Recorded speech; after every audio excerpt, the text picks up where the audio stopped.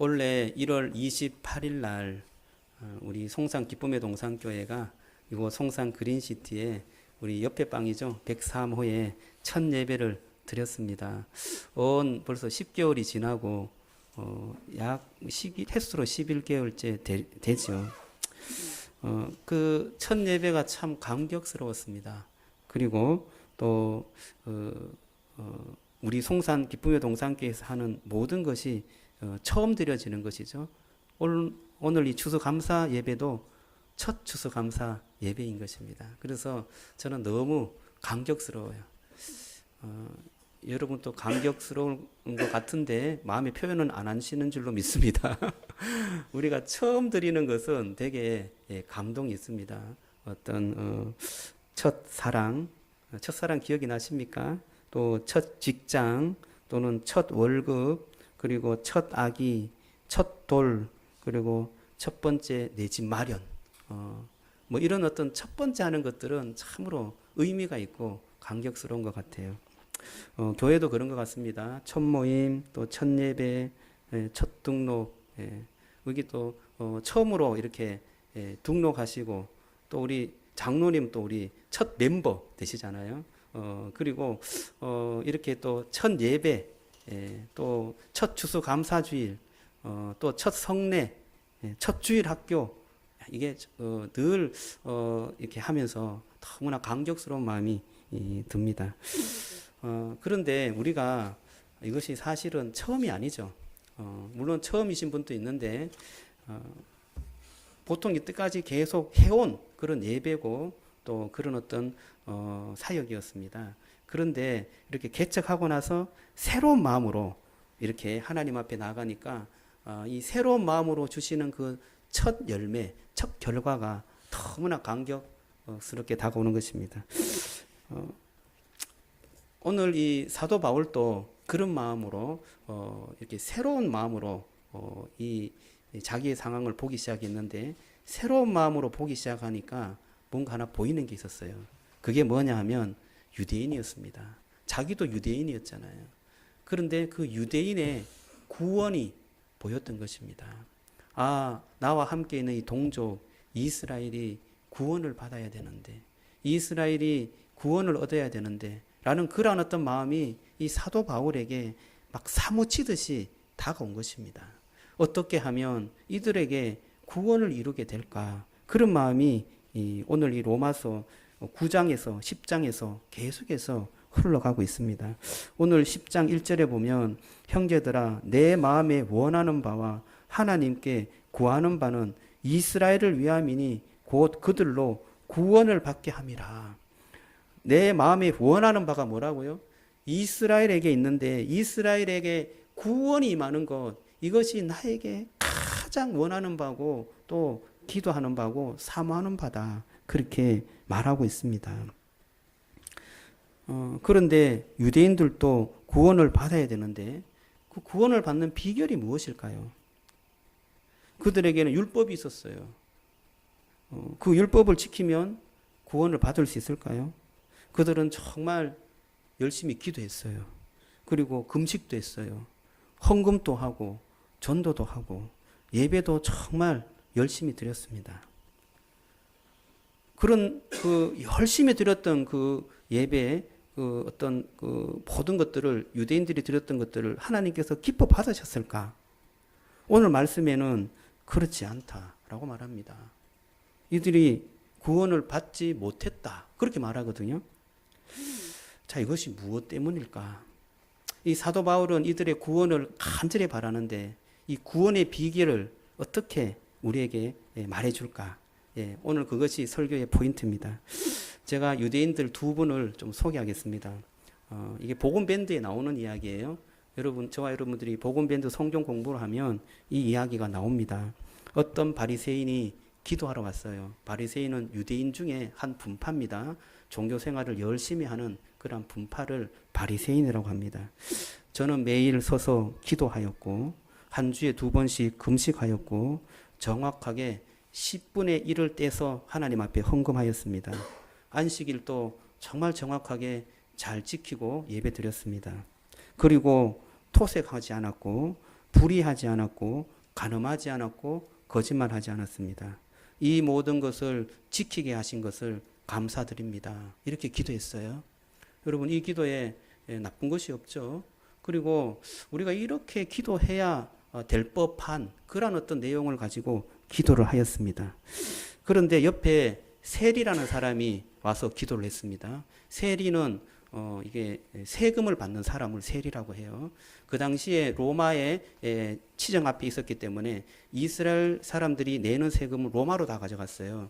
그래서 이 세리가 더 많은 돈을 착취해 갖고 로마로 줬기 때문에 이 세리를 아주 부정한 사람으로 봤던 것입니다. 그래서 이 세리라고 그러면 죄인이다. 저 죄인, 몹쓸 죄인, 이렇게 다른 사람이 다 알고 있었어요. 성경에 죄인을 두 사람으로 꼽는데 대표적인 죄인, 하나는 세리요, 하나는 창기다. 그렇게 말합니다. 그 세리가 와서 기도를 했어요. 바리새인과 조금 다른 기도를 했어요. 자기가 죄인인 줄 알았던 것 같습니다. 하나님, 저는 죄인입니다. 하늘을 우러러 하나님조차 볼 면목이 없습니다. 천벌받아 마땅한 죄인인데 하나님, 이 죄인을 불쌍히 여겨 주옵소서, 긍휼히 여겨 주옵소서, 그렇게 기도했어요. 그런데 예수님이 이 두 사람의 기도하는 것을 보고 평가를 하였습니다. 세리가 의로움을 받고 집으로 돌아갔다. 그렇게 말합니다.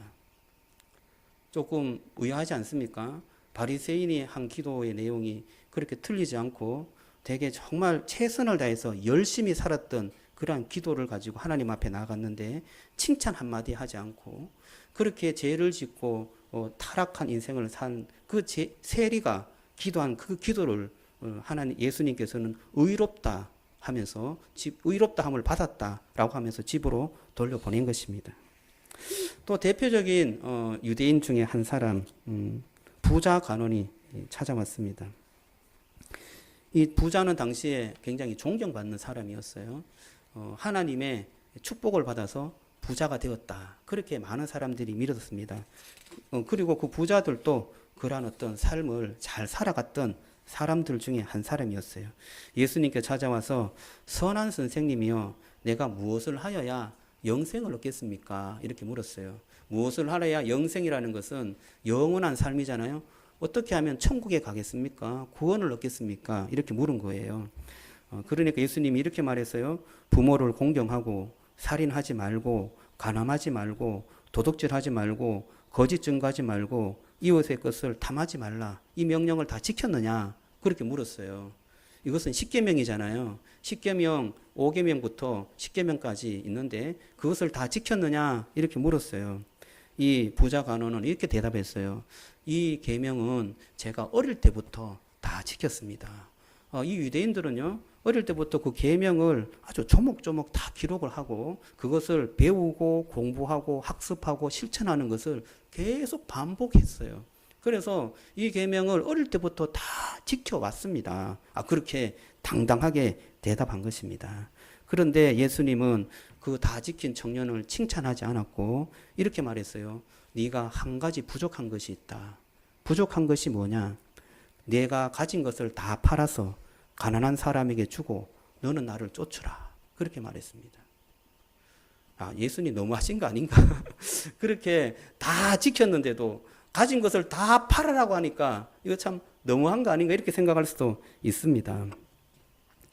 그런데 예수님은 부족한 것 한 가지를 이야기했지만 이 부자 청년에게 부족한 것이 예수님 보기에는 많았죠. 많았는데 그 돈에 대한 것을 지적한 것입니다. 다 지켰지만 너의 마음은 어디에 있느냐? 돈에 가 있지 않느냐?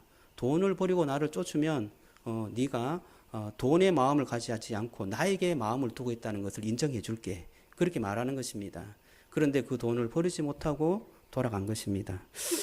바리새인도 구원을 받지 못하고 이 부자 간원도 구원을 받지 못했습니다.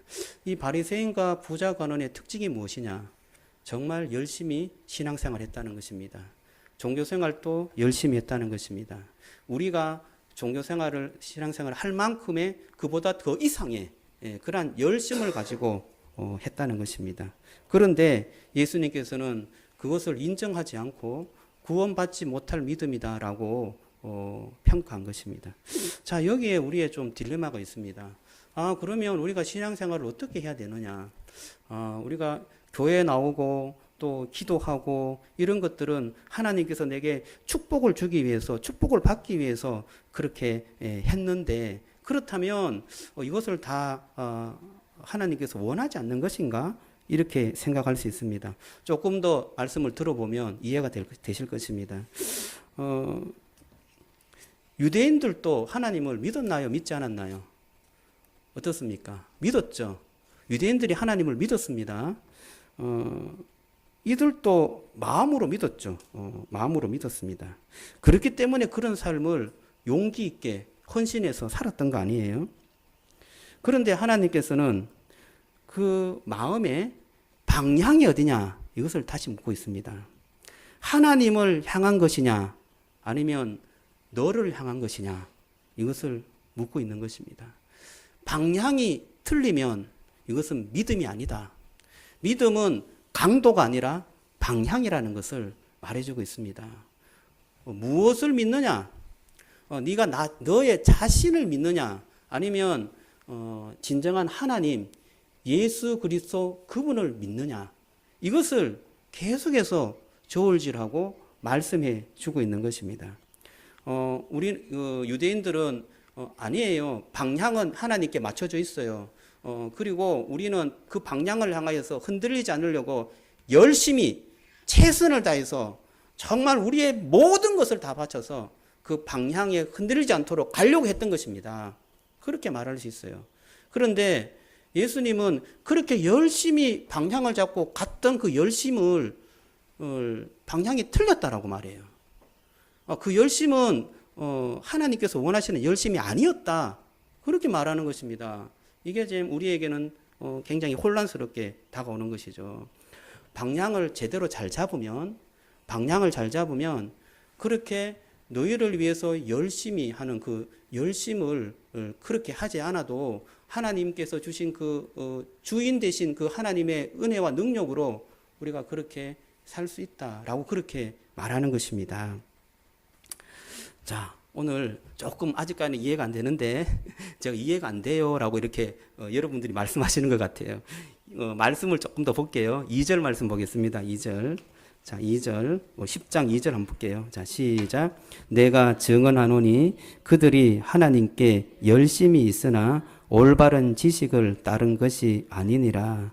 자, 그들은 누구예요? 유대인이잖아요. 하나님께 열심히 있었어요. 그런데 올바른 지식을 따르지 않았다. 제가 지난주에 이렇게 말씀드렸어요. 무식이 열심을 만나면 최악이다. 여러분 혹시 기억납니까? 무식이 열심을 만나면 최악이다.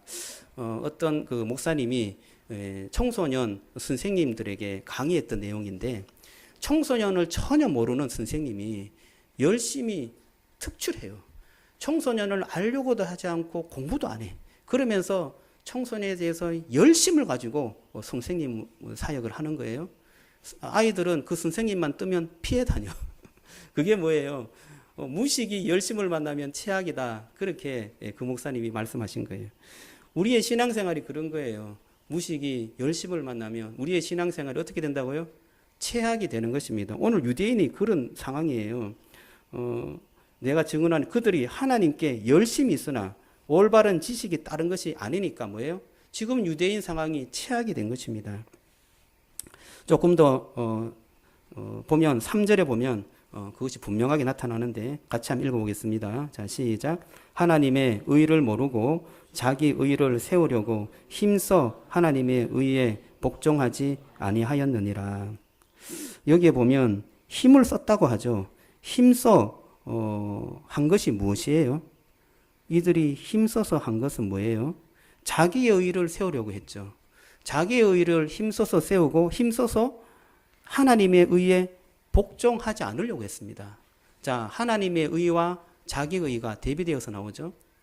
방향이 틀렸다는 것이 무엇이냐? 제대로 된 방향으로 가면 무엇을 만날 수 있어요? 하나님의 의를 만날 수 있죠. 잘못된 방향으로 가면 무엇을 만나요? 자기 의를 만난다는 것입니다. 그래서 우리가 힘써서 하는 것이 무엇을 만나려고 무엇을 위해서 힘써서 했다고요? 자기의 의를 위해서 힘썼다는 것입니다. 바리새인이나 부자 간원이나 유대인들이 힘을 써서 했던 것이 자기의 의를 위해서 힘을 썼기 때문에 방향이 틀렸다. 하나님의 의를 위해서 너희들이 방향을 바꾸어라. 그렇게 말합니다. 방향을 바꾸어서 열심히 힘쓰면 되잖아요. 그런데 그 열심히 힘쓴 것이 곧바로 뭐예요? 자기의 의가 되어서 그것이 문제라는 것입니다. 그러면 그것이 자기의 의가 되지 않으려면 무엇이 있어야 되느냐? 하나님의 의가 먼저 내 속에 충만하게 다가와야 제대로 된 방향이다. 그렇게 말하는 것입니다. 그 하나님의 의가 충만히 다가오면 자랑하지도 않고 비교하지도 않고 비판하지도 않고 또 뭐예요? 분노하지도 않고 또 우리 속에 다가오는 여러 가지 어떤 갈등의 요소들, 힘듦의 요소들이 거의 다 사라지고 뭐가 있어요? 성령의 열매, 사랑과 희락과 화평과 온유와 절제와 충성과 양성과 이런 것들이 뭐예요? 우리 속에 나타난다는 것입니다. 그런 어떤 삶의 성품 속에서 하나님을 잘 섬기고 정말 열심을 다해서 힘써서 주님을 사랑한다는 거예요. 그런데 이 바리새인과 부자 간원은 그렇게 열심히 살면서 내 속에 큰 짐과 무거움이 있었다는 거예요. 그리고 거기에 대한 혼란함이 있었기 때문에 예수님을 찾아온 것입니다. 자, 그러면 그 예수님이 어떻게 우리에게 그러한 하나님의 의가 되는지 또 4절을 한번 보겠습니다. 4절 같이 한번 읽어봅니다. 시작. 그리스도는 모든 믿는 자에게 의를 이루기 위하여 율법의 마침이 되시느니라. 그리스도가 무엇의 마침이 되었어요? 율법의 마침이 되었어요. 율법이 무엇입니까? 살인하지 말라, 간음하지 말라, 도둑질하지 말라. 이거 바리새인들이 다 지킨 거죠. 그리고 또 뭐예요? 안식일을 제대로 지켰느냐, 또 11조를 제대로 했느냐, 아니면 전도를 했느냐, 뭐 이런 어떤 예배의 규칙 이런 것들이 다 율법이었어요. 그 율법에 뭐가 되었다고요? 마침이 되었다. 예수님이 율법의 마침이 되었다. 그렇게 말합니다. 우리가 율법으로 이루려고 했던 하나님 앞에 다가가기를 원했고 하나님의 축복을 얻기를 원했고 하나님께서 주시는 그러한 은혜를 얻기를 원했잖아요. 우리가 뭔가 선한 생활을 하고 또 믿음 생활을 하고 함으로 인해서 얻으려고 했던 그것이 누구를 통하여서 우리에게 주어졌다고요? 예수님이 그 율법의 마침이 되었기 때문에 예수님을 믿으면 그 예수님을 통하여서 우리에게 다 주신다고 말씀하고 있는 거예요. 그래서 우리의 마음이 예수님께 맞춰지고 방향이 틀어지면 그 예수님을 통하여서 하나님께서 주실 놀라운 풍성함과 은혜가 우리 속에 채워지게 된다는 것입니다. 그런데 예수 그리스도를 향하고 있는데 가장 큰 적이 무엇이냐? 그 적은 바로 나 자신인 것입니다. 나 자신. 그리스도를 향하지 못하도록 방해하는 장애물은 바로 나 자신이에요. 예수님을 믿기만 하면 우리가 의롭게 되고 구원을 얻는 줄로 믿습니다. 할렐루야. 예수 그리스도를 믿기만 하면 구원을 얻고 의롭게 되는 줄로 믿습니다. 할렐루야. 예. 자, 할렐루야 그러면 아멘 하는 거예요. 자, 반응을 좀 해주세요. 그러면 제가 좀 더 신이 나서 말씀을 전할 수 있을 것 같습니다. 예수님만 믿으면 구원을 얻는 줄로 믿습니다. 예. 자, 그래요. 예수님만 믿으면 우리가 구원을 얻는데 이 믿으면 무엇을 믿느냐? 어떻게 믿느냐? 이것이 관건이에요. 이제 설교의 핵심으로 갑니다. 구원받는 믿음이 무엇이냐라고 했을 때 5절부터 7절까지 설명해 주는 그 말씀은 모세도 율법의 의로 살라고 했는데 그렇게는 다시 우리가 영생하지 못하고 믿음의 의로 살아야 영생할 수 있다는 것을 이미 신명기 30장에 말씀으로 보여주었다. 그것을 부연 설명하고 있어요. 이 말씀을 여러분에게 다 설명하기에는 지금 시간이 좀 부족하고요. 그 말씀의 결론이 무엇이냐? 결론이 8절에 나와요. 8절. 자, 8절 한번 읽어보겠습니다. 자, 시작. 그러면 무엇을 말하느냐? 말씀이 내게 가까워 내 입에 있으며 내 마음에 있다 하였으니 곧 우리가 전파하는 믿음의 말씀이니라. 무엇을 말하느냐 하면 무엇을 믿어야 하는가? 무엇을 믿어야 되죠? 우리가 전파하는 말씀을 믿어라. 사도 바울이 전하는 말씀을 믿으라고 하는 거예요. 근데 그 말씀이 멀리 있어요? 가까이 있어요? 가까이 있습니다. 가까이. 어디에 있어요? 내 입에 있고 내 마음에 있고. 야, 너무 말씀 잘 대답해 주셔서 감사합니다. 마음에 있고 입에 있다고 말하는 거예요. 그럼 여러분, 멀리 있는 것은 무엇일까요? 멀리 있는 것은 율법이 멀리 있는 거예요. 여러분, 율법을 어떻게 다 지키려고 하면 마음이 무겁지 않습니까? 뭐 해야 된다, 뭐 해야 된다, 하지 말아야 된다, 이런 것들이 수도 없이 많아요. 그것을 다 지키려고 하면 우리의 마음이 너무나 무겁죠. 그리고 두렵습니다. 그것을 못 지키면 또 저주를 받고 하나님의 심판을 받을까봐 우리는 무서워요. 그러니까 율법이 우리의 가까이 있는 것 같지만 우리는 좀 멀리 있고 싶어요. 율법을 좀 가까이 두고 싶지 않습니다. 그런데 무엇이 가까이 있느냐? 사도 바울이 전했던 그 복음의 말씀이 우리 가까이 있다는 거예요. 입에 있고 마음에 있다. 그렇게 말합니다. 자, 그러면 입에 있고 마음에 있는 말씀이 뭐예요? 9절을 볼게요. 9절. 자, 9절 한번 읽어봅니다. 시작. 내가 만일 또 하나님께서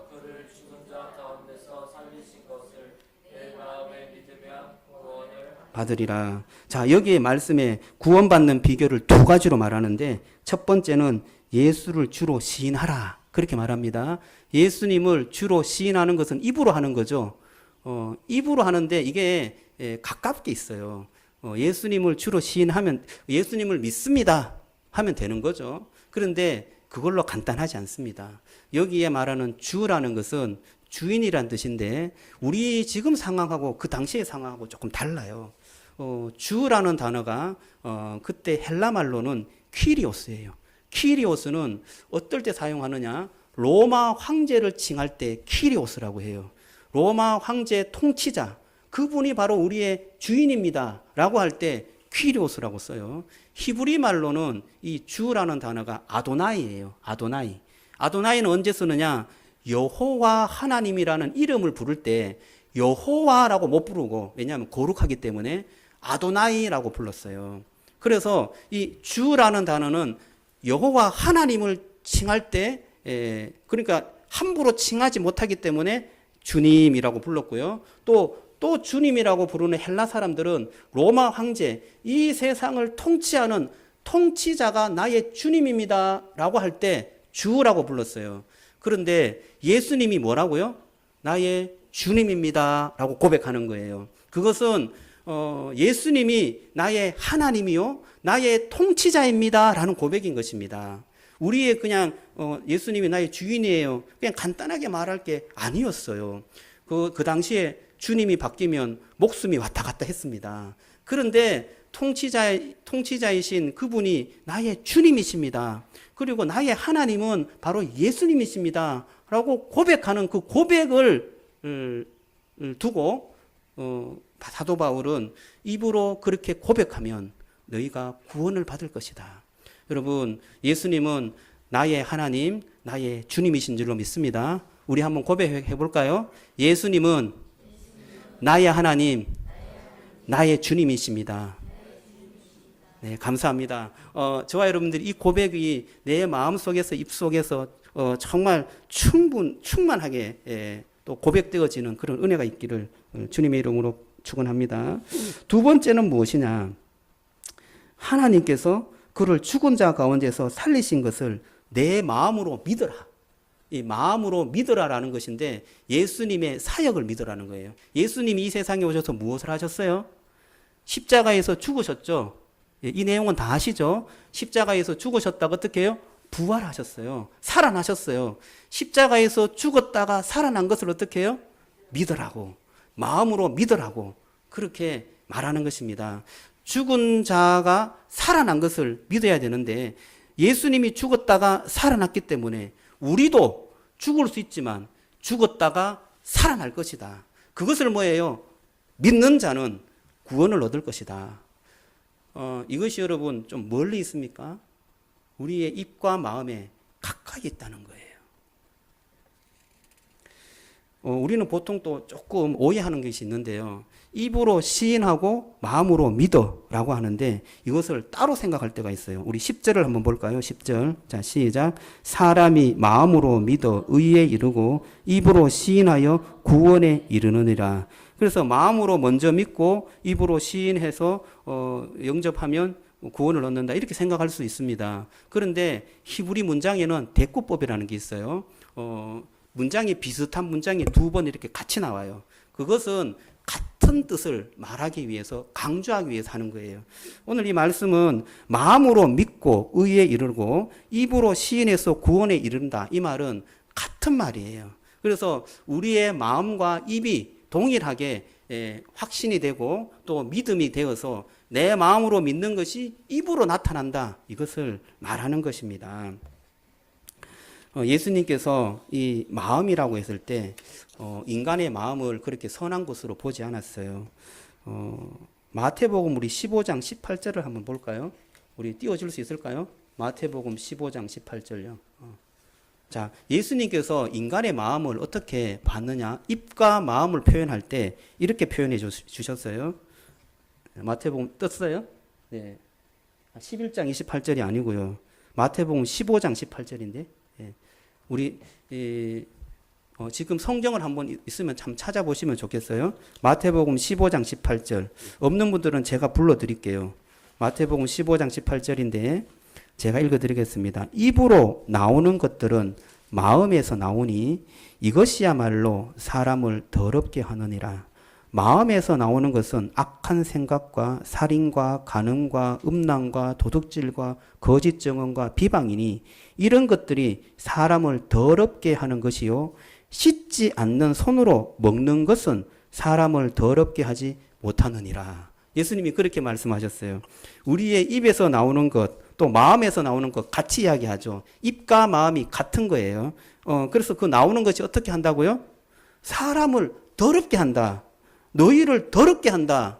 우리 내부에 있는 것이 우리를 더럽게 하지. 손으로 뭔가 잘못 씻고 실수하고 또 약간 계명을 어기는 것 있잖아요. 그것이 너희를 더럽게 하는 것이 아니다. 본질은 너희의 마음에 있다. 라고 말하는 거예요. 너희의 마음에 있는 것을 돌이키라.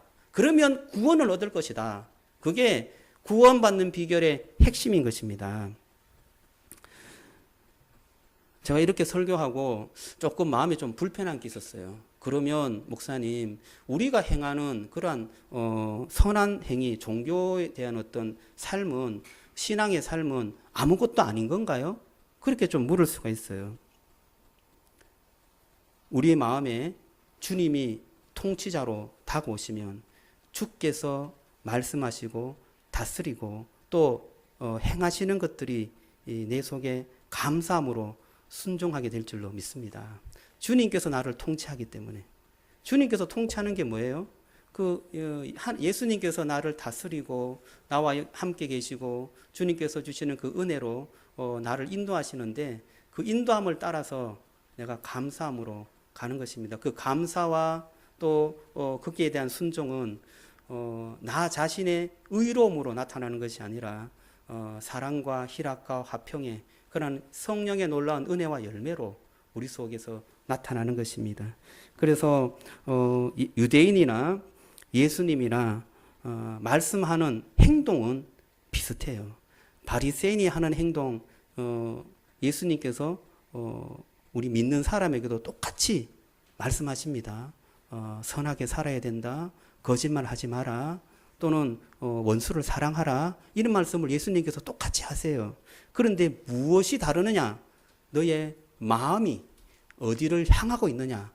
네가 예수님을 향한 그러한 마음으로 예수님의 은혜와 사랑이 충만한 마음으로 이웃을 사랑하느냐?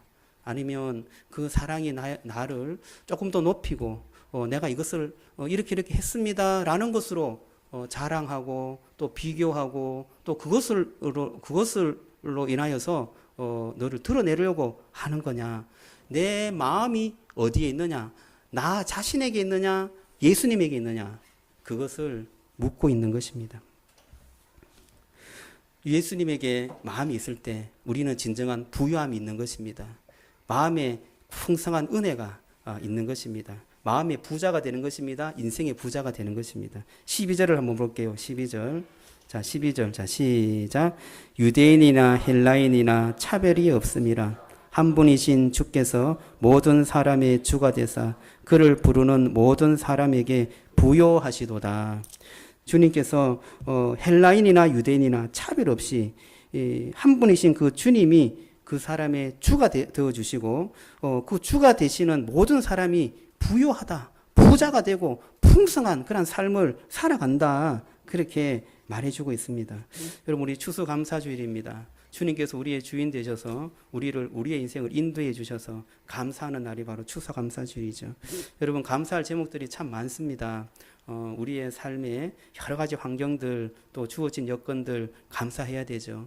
그런데 저는 더 중요한 것이 있다고 봅니다. 그것은 무엇이냐? 주님께서 우리의 주인 되셔갖고 우리를 의롭게 인도해 주시고 영광의 자리로 인도해 주신 그 주님의 영광스러움과 풍성함과 부요함, 이것을 우리가 마음속 크게 느낀다면 감사가 절로 나올 줄로 믿습니다.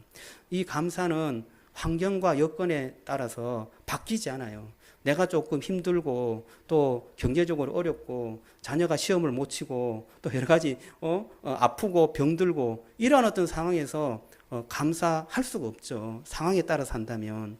그런데 주님께서 주시는 그 부요함, 주님께서 주인 되셔서 우리에게 찾아와서 주시는 그런 영광스러움이 우리 속에 가득 채워진다면 우리가 잘 되어도 우리가 잘못되어도 주님의 영광을 위해서 살아가는 그 은혜가 있어서 감사할 수 있는 것입니다. 제가 추수감사절의 유래를 좀 소개해드리고 말씀을 마무리할게요. 추수감사절은 미국에서 유래됐습니다. 그런데 원래는 영국 청교조들이 메이플라워를 타고 신대륙 미국으로 이주를 했죠. 그들은 영국에서 종교적 박해가 있었습니다.